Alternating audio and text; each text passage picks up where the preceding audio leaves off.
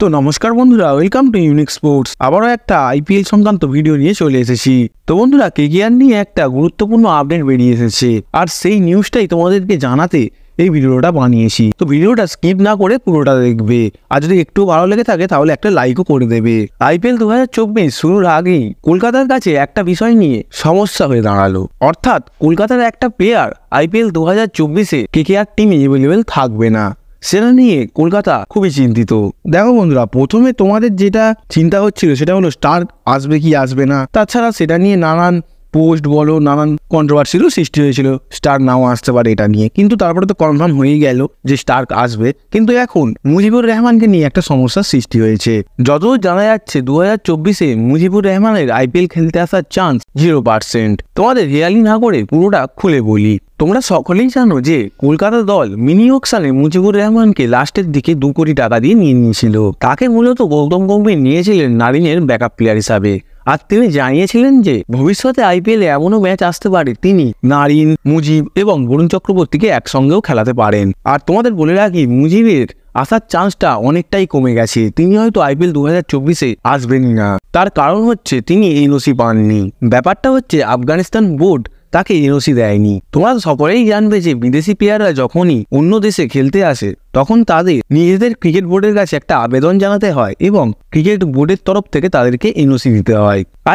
আর এই এনওসিটা আফগানিস্তান বোর্ড মুজিবুর রহমানকে দেননি। আর তার সাথে সাথে আফগানিস্তান বোর্ড নবীনুল হক এবং ফারুকীকেও এনওসি দেয়নি। আফগানিস্তান বোর্ড মনে করছে যে এই 3 জন প্লেয়াররা নিজের দেশে হয়ে ম্যাচ খেলতে চাইছে না, তারা বিদেশের অর্থাৎ অন্য দেশের হয়ে ম্যাচকে, অর্থাৎ আমি আইপিএল বিপিএল এর কথা বলছি, সেই ম্যাচগুলোকে বেশি প্রায়োরিটি দিচ্ছে।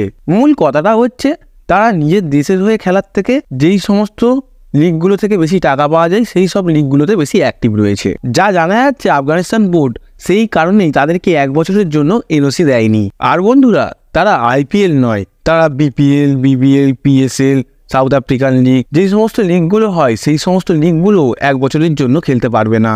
মুজিব কলকাতায় না আসায় এটা একটা কলকাতার কাছে বড় ধাক্কা হতে পারে।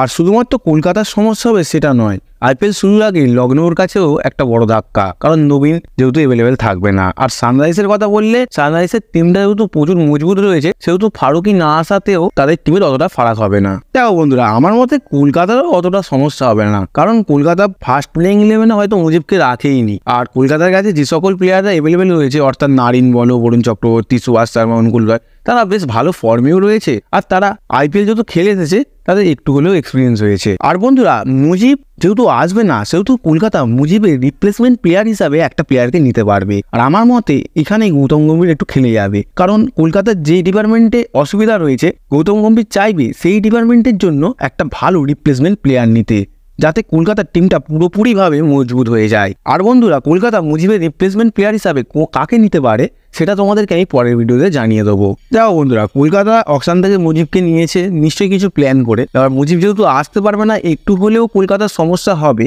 আর তাছাড়াও অন্যান্য টিমগুলিরও সমস্যা হবে, যেহেতু অনেক প্লেয়ার আসতে পারছে না, নবীন বলো, ফারুকি বলো। আর তোমাদের কি মনে হয় মুজিব না আসায় কলকাতার কতটা সমস্যা হতে পারে সেটা তোমরা কমেন্টে জানাতে পারো। আর ভিডিওটা যদি ভালো লেগে থাকে আর আমাদের চ্যানেল নতুন হয়ে থাকো তাহলে চ্যানেলটিকে সাবস্ক্রাইব করে নাও।